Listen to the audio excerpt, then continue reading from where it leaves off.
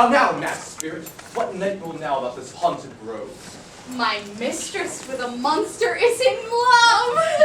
Near to her close and consecrated bower, while she was in her dull and sleeping hour, a crew of patches, rude mechanicals, who worked for bread upon Athenian stalls, were met together to rehearse a play, intended for great Theseus' nuptial day. The shallow Sixian of that barren sort, who peer mispresented in that barren sort, forsook his scene and entered in a break. And when I did him at this advantage take, an ass's null and fixed it on his head. Anon as Thisbe must be answered, and forth my mimic comes, when they him spies, who at his sight his fellows fly. And at our stamp when our one falls, he murder cries and help from Athens calls. I led them on in this distracted fear, and left sweet Pyramus translated there, when in that moment, so it came to pass, Titania waked, and straightway loved an ass! This spells out better than I could devise!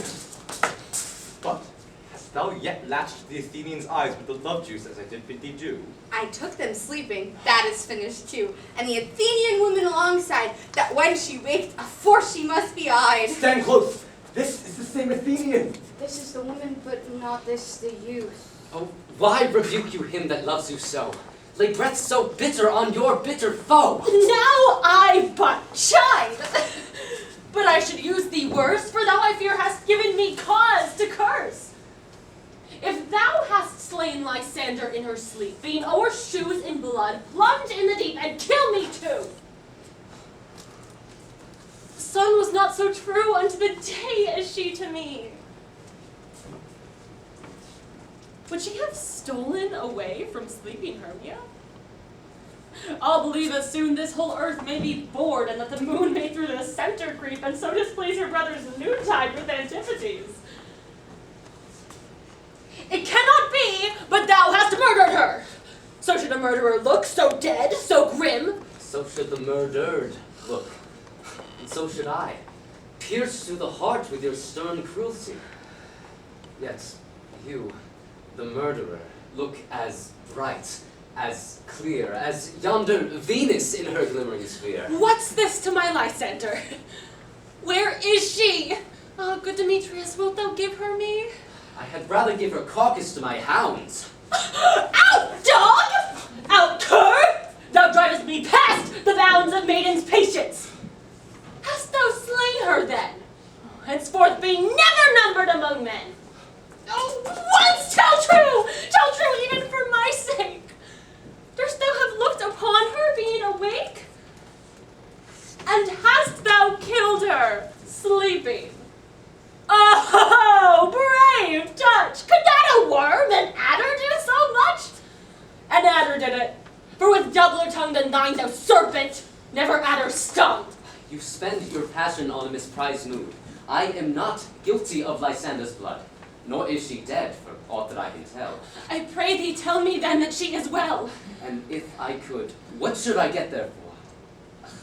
The privilege never to see me more. And from thy hated presence part I so. See me no more, whether she be dead or no. There is no following her in this fierce vein. Here, therefore, for a while I will remain. So sorrow's heaviness doth heavier grow. For debts that bankrupt sleep doth sorrow owe, which now in some slight measure 'twill pay, if for his tender ear I make some stay. What hast thou done? Thou hast mistaken quite, and laid the love juice on some true love sight. Of thy misprision must perforce ensue some true love turn, and not a false turn true. Then fate rules that one man holding troth, a million fail, compounding oath and oath. About the wood go swifter than the wind, and Helena of Athens look thou find. All fancy sick she is, and pale of cheer, with sighs of love that cost the fresh blood dear. By some illusion, see thou bring her here. I'll charm his eyes against she do appear. I I go. Look how I go.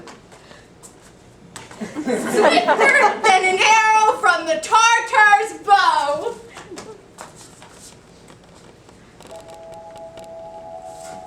Flower of this purple dye, hit with Cupid's archery, sink an apple of his eye. When his love he doth espy, let her shine as gloriously as the Venus of the sky. When thou wakest, if she be by, beg of her for remedy. Captain of our fairy band, Helena is here at hand, and the youth mistook by me, pleading for a lover's fee. Shall we their fond pageant see? Lord, what fools these mortals be! Stand aside, the noise they make will cause Demetrius to awake. Then will two at once woo one, that must needs be sport alone, and those things best do please me that befall preposterously. Why? Should you think I should woo in scorn? Scorn and derision never come in tears. Look! When I vow, I weep, and vow so born in this nativity all truth appears. Why should these things in me seem scorn to you, bearing the badge of faith to prove them true? You do advance your cunning more and more. When truth kills truth, oh devilish holy fray. These vows are Hermia's. Will you give her or? Weigh oath with oath and you will nothing weigh. Your vows to her and me, put in two scales, will even weigh and both as light as tails. I had no judgment lent to her, I swore. Nor none in my mind, now you give her or. Demetrius loves her, he loves not you. Oh, Helen. Perfect, divine. To what, my love, shall I compare thine eyne? Crystal is muddy. Oh, how ripe in show thy lips, those kissing cherries tempting grow. That pure congealed white, high Taurus snow, fanned with the eastern wind, turns to a crow when thou holdst up thy hand. Oh, let me kiss this princess of pure white, this seal of bliss. Oh, spite. Oh, hell! I see. You all are bent to set against me for your merriment. If you were civil and knew courtesy, you would not do me thus much injury. Can you not hate me? As I know you do, but you must join in souls to mock me too. If you were true, as true you are in show, you would not use a gentle lady so to vow and swear and superpraise my parts, when I am sure you hate me with your hearts. You both are rivals, and love Hermia, and now both rivals to mock Helena. A trim exploit, a manly enterprise to conjure tears up in a poor maid's eyes with your derision. None of noble sort would so offend a virgin and extort a poor soul's patience, all to make you sport.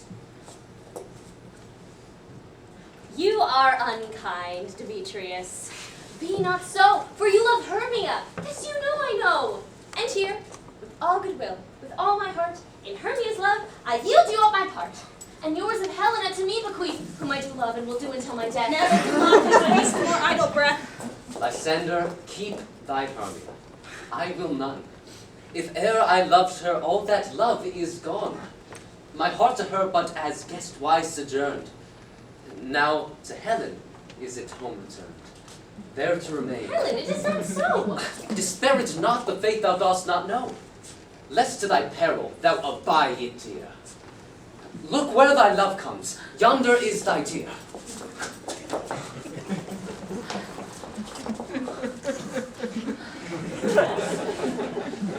Dark night that from the eye his function takes, the ear more quick of apprehension makes. Wherein it doth impair the seeing sense, it pays the hearing double recompense. Thou art not by mine eye, Lysander, found. My ear, I thank it, brought me to thy sound. But why unkindly didst thou leave me so? Why should she stay, whom love doth press to go? What love could press Lysander from my side? Lysander's love that would not let her bide. Fair Helen, who more engilds the night than all yon fiery O's and eyes of light. Why seekest thou me? Could not this let thee know that hate I bear thee made me leave thee so?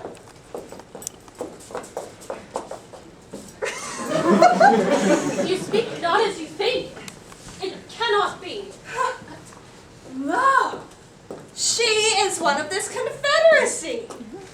Now I perceive they have conjoined all three to fashion this false sport in spite of me. Injurious Hermia! Most ungrateful maid, have you conspired, have you with these contrived to bait me with this foul derision? Is all the counsel that we two have shared, the sisters' vows, the hours that we have spent when we have chid the hasty-footed time for parting us, oh, is all forgot? The school days' friendship, childhood innocence, and will you rent our ancient love asunder to join with them in scorning your poor friend?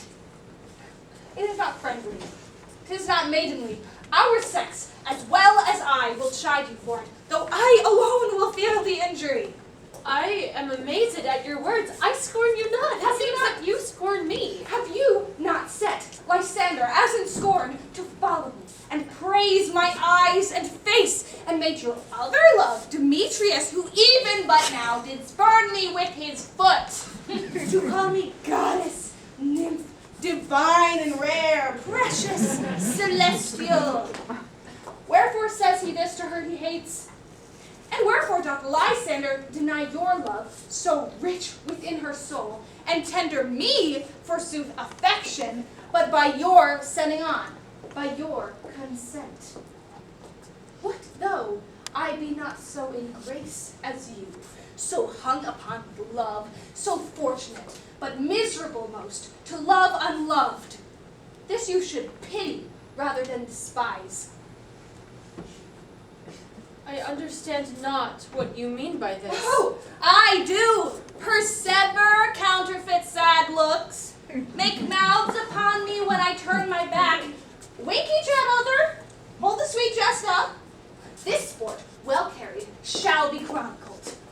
If you had any pity, grace, or manners, you would not make me such an argument. Fare you well. 'Tis partly mine own fault, which death or absence soon shall remedy. Stay! Gentle Helena, hear my excuse! My love, my life, my soul, fair Helena! Oh, excellent. Sweet, do not scorn her so. If she cannot entreat, I can compel. That thou canst compel no more than she entreats. Thy threats have no more strength than her weak prayers. Helen, I love thee. By my life I do. I swear by that which I will lose for thee to prove him false that says I love thee not. I say I love thee more than he can do. If thou say so, withdraw and prove it too. Quick, come! Lysander! Where'd you tinsel this? Hang off! Thou cat!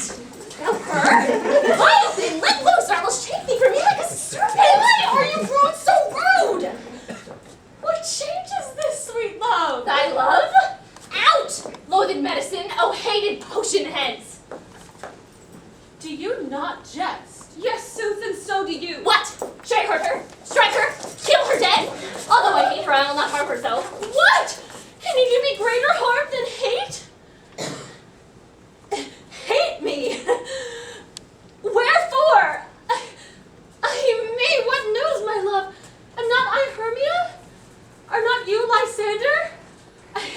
I am as fair now as I was erewhile, since night you loved me. Yet since night you left me. Why then, you left me. Oh, the gods forbid. In earnest, shall I say?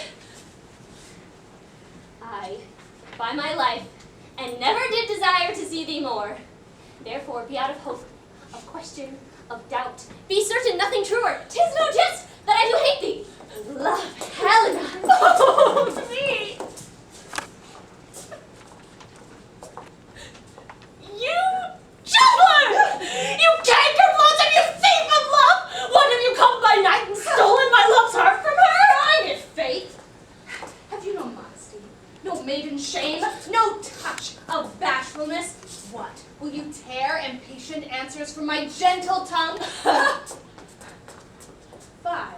Fie, you counterfeit, you puppet, you! Puppet? Why so? Aye, that way goes the game. Now I perceive that she hath made compare between our statures. She hath urged her height, and with her personage, her tall personage, her height forsooth, she hath prevailed with her. And are you grown so high in her esteem? How low am I, thou painted maple? Me! How low am I? I am not yet so low but that my nails can reach unto thine eye! Pray you! Now you mock at me, gentle friends! Let her not hurt me! I was never cursed! I have no gift at all of shrewishness! I am a right made for my cowardice! Let her not strike me! You may perhaps think, because she is something lower than myself, that I can match her. Lower! Hark! Good Hermia! Do not be so bitter with me. I evermore did love you, Hermia. Did ever keep your counsel, never wronged you. Save that in love unto Demetrius I told him of your stealth into this wood. He followed you, in love I followed him. But he hath chid me hence, and threatened me to spurn me, strike me, nay, to kill me too. And now, so you will let me quiet go. To Athens will I bear my folly back, and follow you no further. Let me go. You see how simple and how fond I am.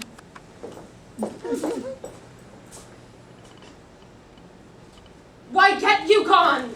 Who is it that hinders you? A foolish heart that I leave here behind. What, with Lysander? With Demetrius. Be not afraid! She shall not harm thee, Helena. No, ma'am, she shall not, though you take her part. Oh, when she is angry, she is keen and shrewd. She was a vixen when we went to school, and though she be but little, she is fierce. Little again! Nothing but low and little! Why will you suffer her to flout me thus? Let me come to her! You gone! You toad! You minimus of hindering not grass made! You bead! You acorn! You are too officious in her behalf that scorns your services. Let her alone. Speak not of Helena, take not her part. For if thou dost intend never so little show of love to her, thou shalt abide. Now she holds me not! Now follow, if thou darest, to see if whose right, of thine or mine, is most in Helena. Follow. Nay, I'll go with thee. Cheek by jowl.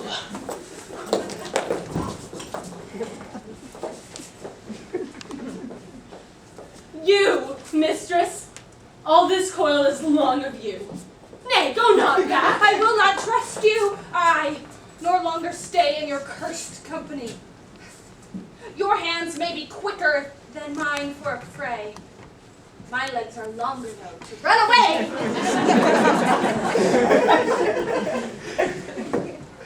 I am amazed and know not what to say.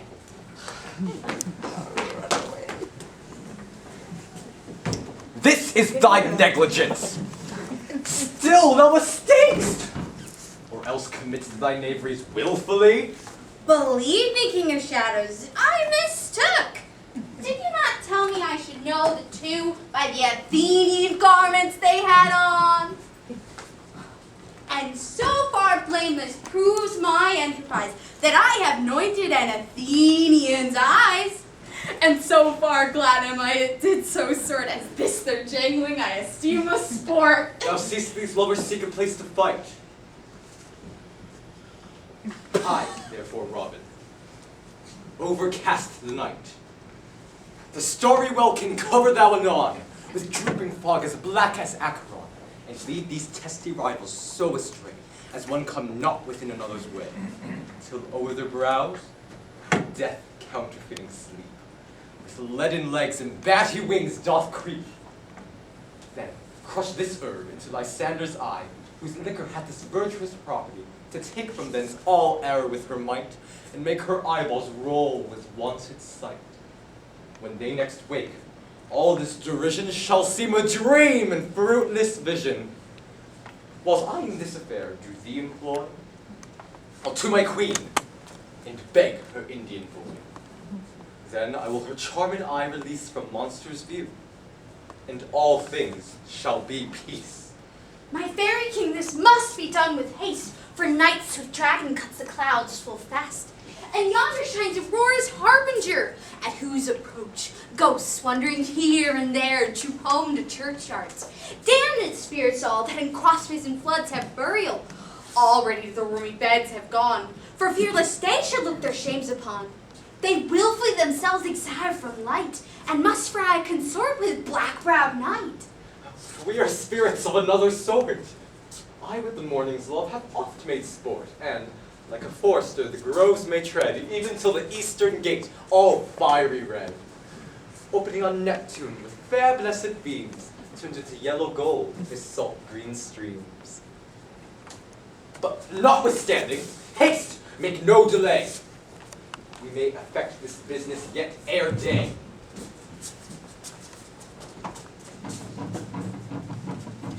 Up and down, I will lead them up and down. I am feared and feel in town, come and lead them up and down. Where art thou, proud Demetrius? Here comes one. Speak thou now! Here, villain, drawn and ready, where art I will thou? be with thee straight! Follow me then to plainer ground. Lysander, speak again. Thou runaway, thou coward, speak! In some bush?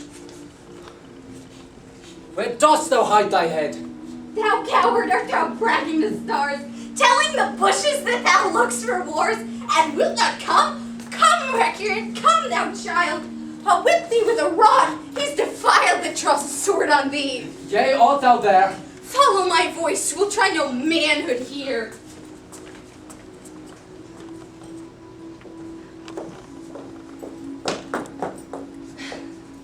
He goes before me and still dares me on? I come where he calls, then he is gone. This villain is much lighter heeled than I. I followed fast, but faster did he fly. That fallen am I, in a dark, uneven way, and here will rest me. Come, thou gentle day, for if but once show me thy gray light, I'll find Demetrius and revenge this spite. Ho, coward, why comest thou not?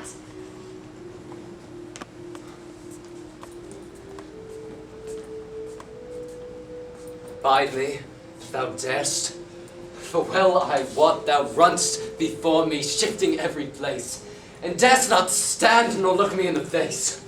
Where art thou now? Come hither, I am here.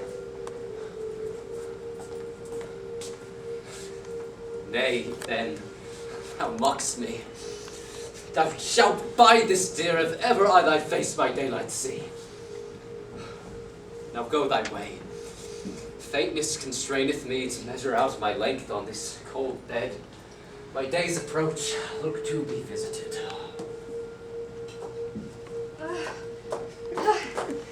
Oh, weary night! Oh, long and tedious night, abate thy hours. Shine, comforts from the east, that I me back to Athens by daylight from these that my poor company detest. And sleep, that sometimes shuts up sorrow's eye, steal me a while from mine own company. Yet but three, come one more, two of both pairs makes up four. Here she comes, cursed and sad, Cupid is a knavish lad, thus to make poor females mad. Never so weary, never so in woe, bedabbled with the dew and torn with briars. I can no further crawl, no further go. My legs can keep no pace with my desires. Here will I rest me until the break of day. Heaven shield Lysander if they mean a fray. On the ground, sleep sound. I'll apply to your eye, gentle lover, remedy. When thou wakest, thou takest true delight in the sight of thy former lady's eye,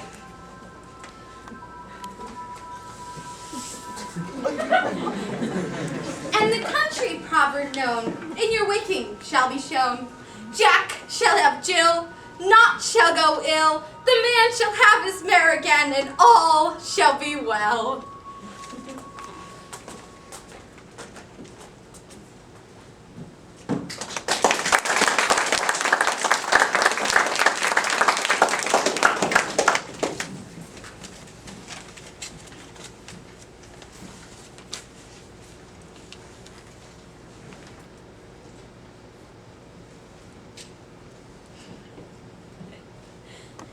Come, sit thee down upon this flowery bed, while I thy amiable cheeks do coy, and stick musk roses in thy sleek, smooth head, and kiss thy fair, large ears, my gentle joy. Where's Peace Blossom? Ready? Scratch my head, Peace Blossom. Where's Monsieur Cobweb? Ready. Monsieur Cobweb, good monsieur, kill me a red-hipped humblebee on top of the thistle, and, good monsieur, bring me the honey bag. Where's Monsieur Mustard Seed? Ready. What's your will? Only to help Moat and Peace Blossom scratch. Oh, methinks I must to the barber's, for I am marvels hairy about the face. And I am such a tender ass, as my face do but tickle me, I must scratch. Ugh.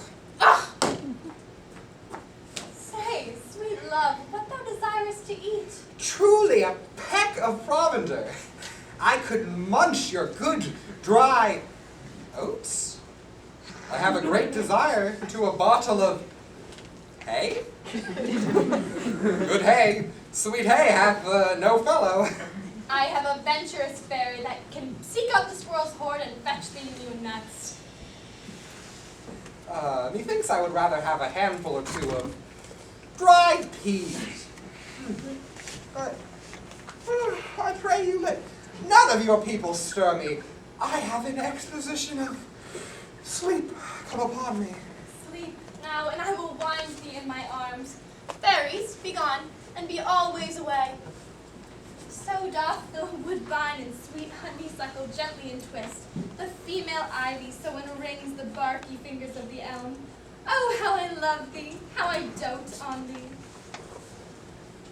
Aww. Welcome, good Robin. Seest thou this sweet sight? Oh, don't you now, I do begin to pity.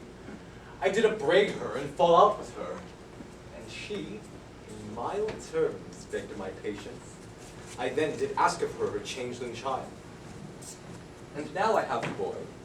I will undo this hateful imperfection on her eyes. And, good Puck, take this transformed scalp from off the head of this Athenian swain, that he, waking when the other do, may all to Athens back again repair, and think no more of this night's accidents, but as the fierce vexation of a dream.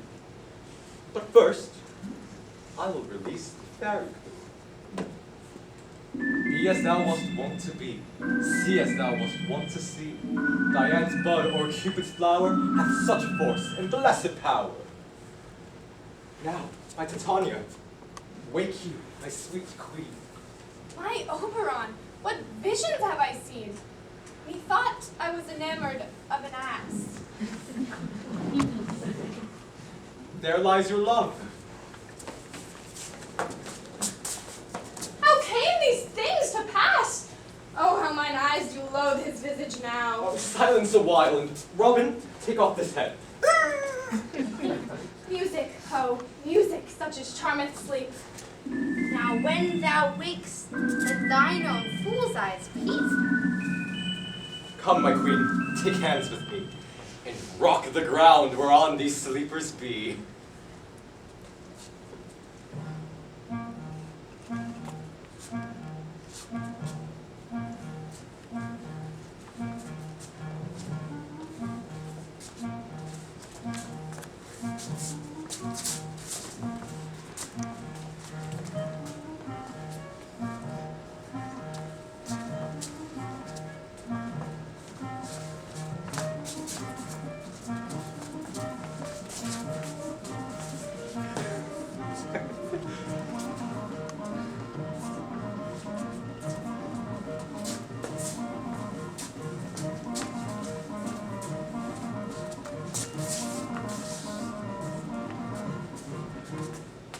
Now thou and I are new in amity. Will tomorrow midnight solemnly dance at Duke Theseus' house triumphantly, and blessed to all fair prosperity. There shall the pairs of faithful lovers be wedded with Theseus all in jollity. My fairy king, attend and mark, I do hear the morning lark. We the globe can compass soon, swifter than the wandering moon.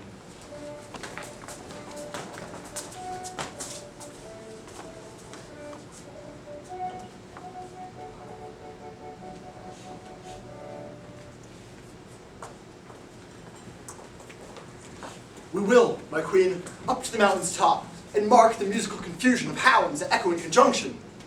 I was with Hercules and Cadmus once in the wood of Crete, when they bayed the bear with hounds in Sparta. I never heard so musical a discord. Such sweet thunder. My hounds are bred of the Spartan kind, judge when you hear. But soft, what nymphs are these? My lord, this is my daughter here, asleep. This Lysander, this Demetrius, this Helena, Holt Nadar's Helena. I wonder if they're being here together. No doubt they rose up early to observe the rite of May, and, hearing of our intent, came here in grace of our solemnities. But speak, Aegeus, was not this the day Hermia should give answer of her choice? It is, my lord. Go, bid the huntsmen wake them with their horns.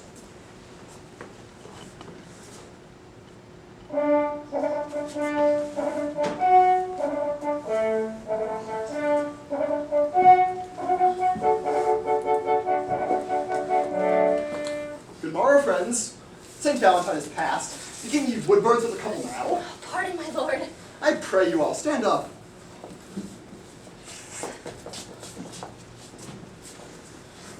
I know you two are rival enemies. How comes this gentle concord in the world? That hatred is so far from jealousy to sweep by hate and fear no enmity. My lord, I shall reply amazedly, half asleep, half waking. But as yet, I swear I cannot truly say how I came here. But I think, for truly what I speak, and now I do bethink me, so it is, I came here with Hermia hither. Our intent was to be gone from Athens, where we might without the peril of Athenian law. Enough! Enough. I pray you, my lord, you've heard enough. Beg the law upon their head. They would have stolen away. They would, Demetrius, thereby to have defeated you and me. You of your wife, and me of my consent. My consent that she should be your wife. My lord, fair Helen told me of their step, of this their purpose hither to this wood, and I in fury hither followed them, fair Helena in fancy following me. But, my good lord, I would not by what power, by some power it is, my love to Hermia melted as the snow. Seems to me now as the remembrance of an idol god which in my childhood I did dote upon. And all the faith, the virtue of my heart, the object and pleasure of mine eye is only Helena. To her, my lord, was I betrothed ere I saw Hermia, and like a sickness did I loathe this food. But, as in health, come to my natural taste. Now I do wish it, love it, long for it, and will forevermore be true to it. Fair lovers, you are fortunately met.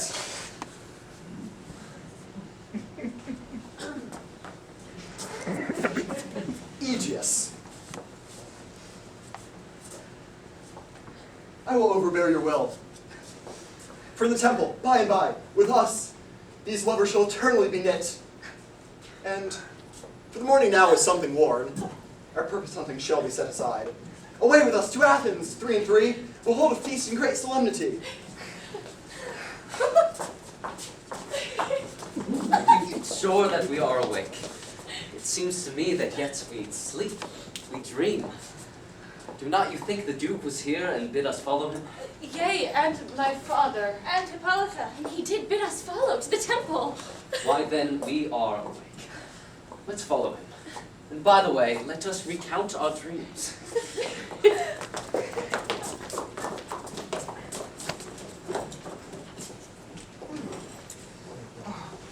my cue comes, call me, and I will answer. My next is most fair Pyramus. Hey ho!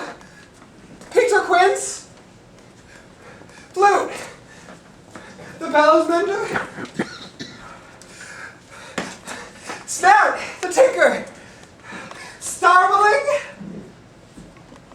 God's my life, stolen hence and left me asleep. I have had a most rare vision. I have had a dream past the wit of man to say what dream it was. Methought I was, and methought I had, but man is a patched fool if he will offer to say what methought I had. I will get Peter Quince to write a ballad of this dream. It shall be called Bottom's Dream.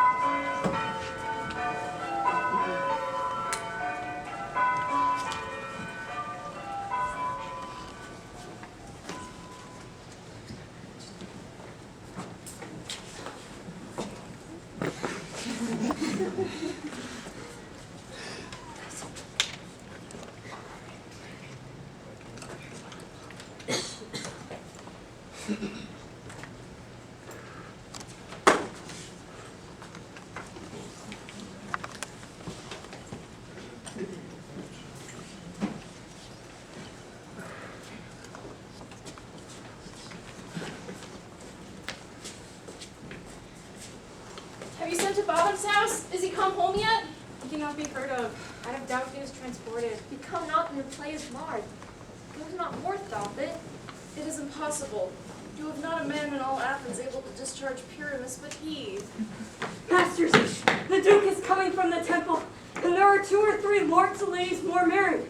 If our sport had gone forward, we'd all been made men. Oh, sweet holy Bottom! Thus hast he thus 6 pence a day during his life. He could not escape 6 pence a day, and the Duke had not given him 6 pence a day for playing Pyramus. I'll be hanged. He would have deserved it. 6 pence a day in Pyramus or nothing. Where are these lads? What are these hearts? Bottom! Almost courageous day, almost happy hour. Masters, I am to discourse wonders. Let us hear, sweet Bottom. Not a word of me. All that I have to say is, every man look o'er his part. For the short and the long is, our play is preferred. And most dear actors, eat no onions, nor garlic, for we are to utter sweet breath. And I have no doubt but to hear them say it is a most sweet comedy. 1, 2, 3, woo! No more words, away, go away.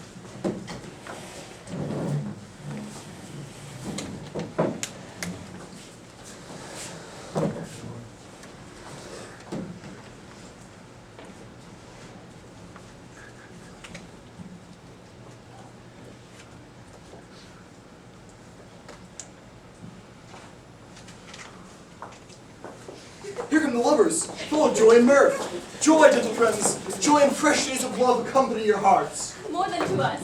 Wait in your royal walks, your board, your bed. Come now, what masks, what dances are at hand? How shall we pass the time, if not with some delight? Oh, Aegeus! Here, mighty Theseus. Say, what abridgments have you for this evening? What masks, what music? How shall we beguile the lazy time? Here's a brief how many sports are. Make choice what your highness will see first.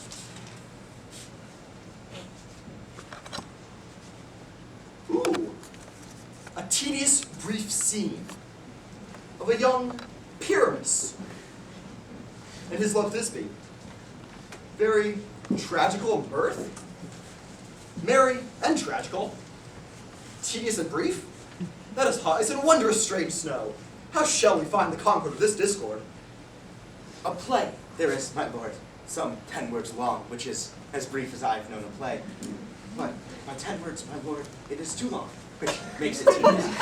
For in all the play there's not one word apt, one player fitted.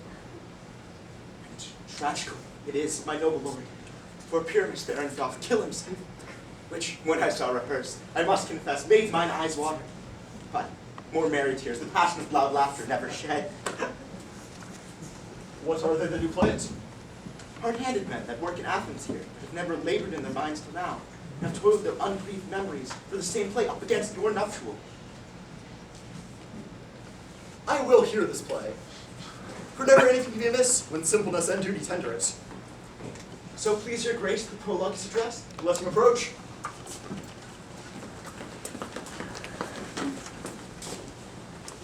If we offend, it is with our goodwill, that you should think we come not to offend, but with goodwill. To show our simple skill, that is the true beginning of our end. Consider then, we come but in despite. We do not come as minding to content you as your intent is. All for your delight we were not here. That you should hear repent you, the actors are at hand, and by their show you shall know all you are like to know. This fellow does not stand upon points. We have to raise the prologue like a rough colt. He knows not to stop. Tis a good moral, my lord. It's not enough to speak, but to speak true. Indeed, he hath played the prologue like a child in a recorder, a sound, but not in government. His speech was like a tangled chain, nothing impaired, but all disordered. Who is next?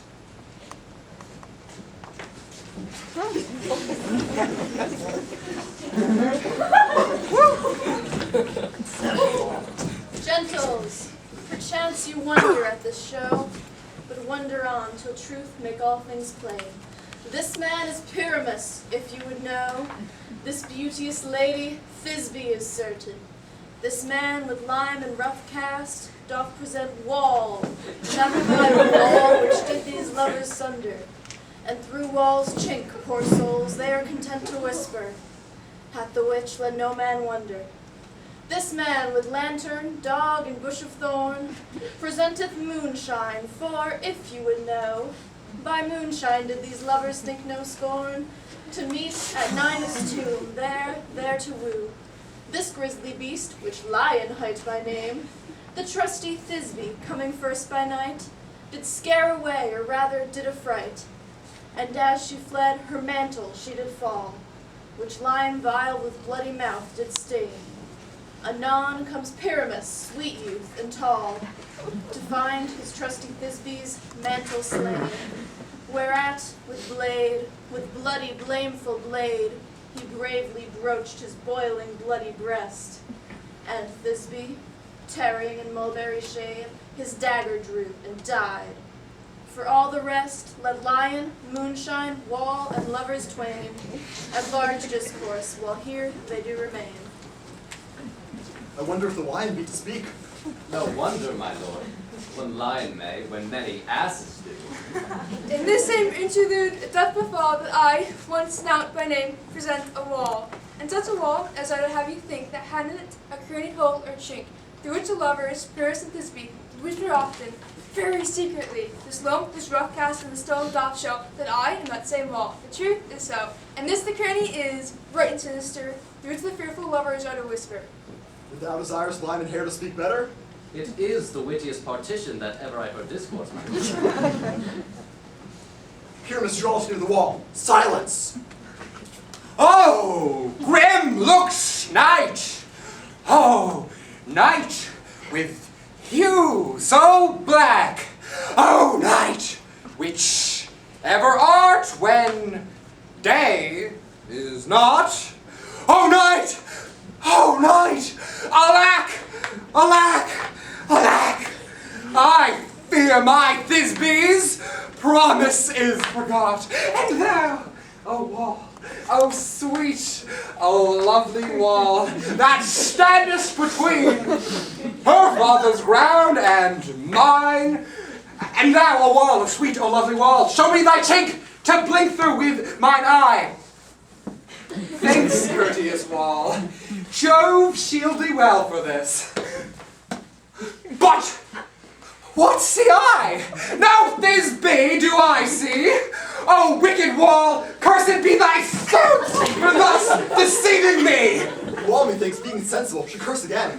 No, in truth, sir, he should not. Deceiving me is Thisby's cue. She is to enter now, and I am to spy her through the chink. You shall see it will fall pat as I told you. Yonder she comes. Oh, wall, for often hast thou heard my moans, for parting my fair Pyramus and me. My cherry lips have often kissed thy stones, my stones with lime and hand up in thee. I see a voice! Now will I to the chink to spy, and I can hear my Thisby's face. Thisby! Thou art my love, I think. Think what thou wilt. I am thy lover's grace, and like Lymander am I trusty still. And I like Helen till the fates me kill. Not Shaphelus to Procris was so true. As Shaphelus to Procris, I to you. Oh, kiss me through the hole of this vile wall. I kiss the wall's hole, not your lips at all. Wilt thou at Ninny's tomb meet me straightway? Tide life, tide death, I come without delay. Thus have I, wall, my part discharged so, and being done, this wall way doth go. Now is the wall down between the two neighbors.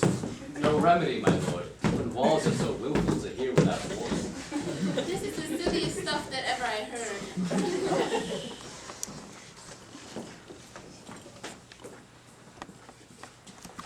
You ladies, whose gentle hearts do fear the smallest monstrous mouse that creeps on the floor, may now perchance both quake and tremble here, when lion rough and wild as rage doth roar. Then known I, as snug the joiner am, a lion's fell, nor else a lion's dam. For if I should, as lion come in strife, into this place, 'twere pity on my life. A very gentle beast, and of a good conscience. The very best at a beast, my lord, that e'er I saw.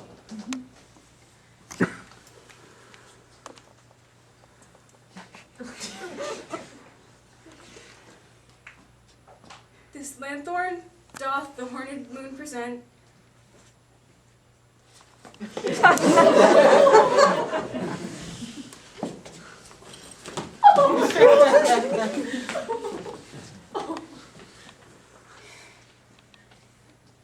This lanthorn doth the horned moon present.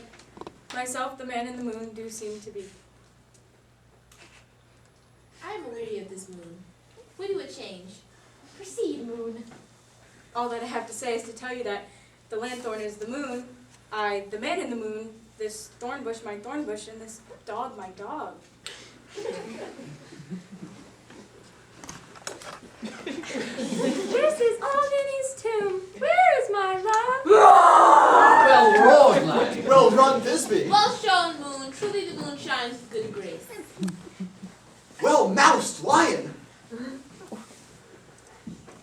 And then came Pyrrhus. So the lion vanished. Sweet moon, I thank thee for thy sunny beams. I thank thee, moon, for shining now so bright.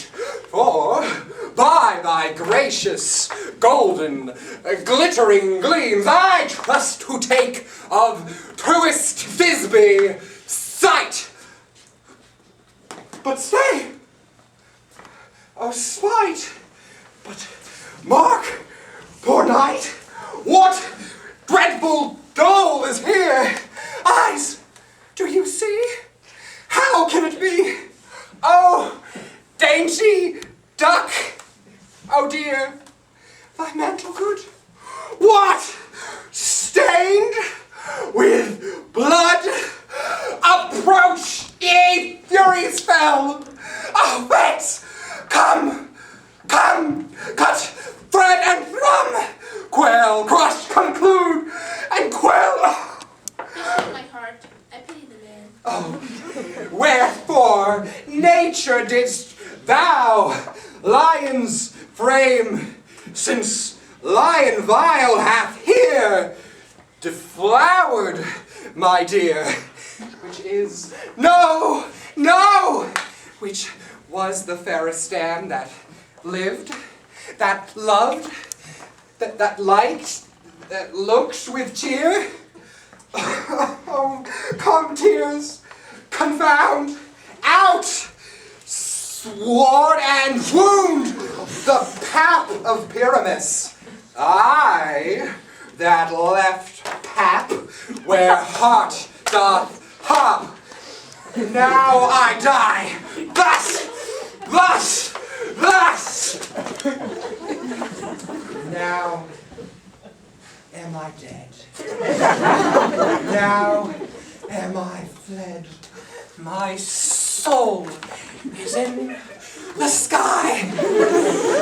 Tongue, lose thy light. Moon, take thy flight. Now die.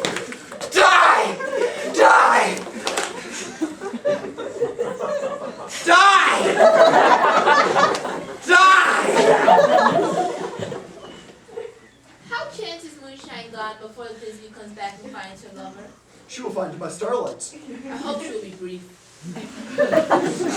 Asleep, my love? What? Dead, my dove? Oh, Pyramus, arise! Speak, quite dove! Dead? A tomb must cover thy sweet eyes, these lily lips, this cherry nose, these yellow castle cheeks are gone. Lovers make moan, his eyes were green as leaves. Oh, sisters three, come to me, with hands as pale as milk, lay them in gore, with your sure shares his thread of silk. Tongue, not a word. Come, trusty swords, lay my breast in brew. Farewell, my friends, thus Thisbe ends.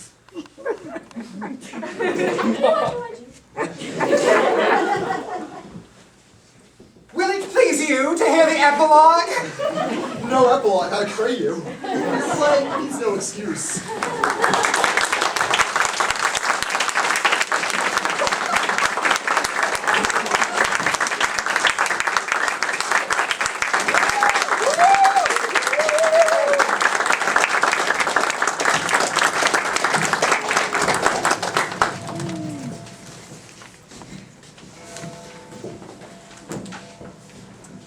The iron tongue of midnight hath struck 12.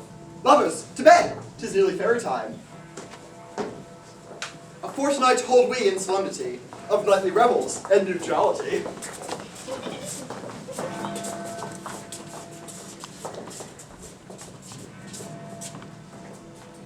Now the hungry lion roars, and the wolf behowls the moon, whilst the heavy plowman snores so with weary task fordone. Now the wasted brands do glow, whilst the screech owl, screeching loud, puts the wretch that lies in woe in remembrance of a shroud. Now it is the time of night, that the graves all gaping wide. Everyone lets forth his sprite in the pathways, terse ways paths to glide. And we fairies, that do run by the triple Hecate's team from the presence of the sun, following darkness like a dream, now our frolic Not a mouse shall disturb this hallowed house. I'm sent with broom before to sweep the dust behind the door. Through the house give glimmering light, by the dead and drowsy fire, every elf and fairy sprite hop as light as bird from briar. In this ditty after me, sing and dance it trippingly. First rehearse our song by rote, to each word a warbling note. Hand in hand with fairy grace, we will sing and bless this place.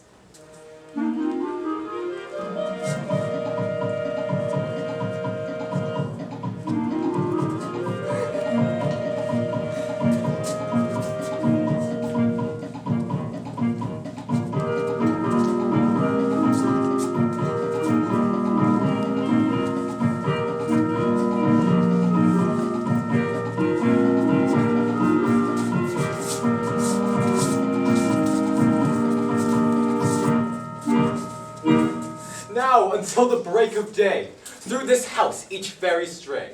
To the best bride bed will we, which by us shall blessed be. There shall all the couples three ever true in loving be. With this field do, consecrate, every fairy take their gate, and through each several chamber bless, through this palace with sweet peace. Trip away, make no stay. Meet me all by break of day. If we shadows have offended, think but this, and all is mended, that you have but slumbered here, while these visions did appear. And this weak and idle thing, no more yielding but a dream. Gentles, do not reprehend. And as I am an honest puck, if we have unearned luck, now to escape the serpent's tongue, we will make amends ere long, else the puck a liar call. So good night unto you all. Give me your hands if we be friends, and Robin shall restore amends.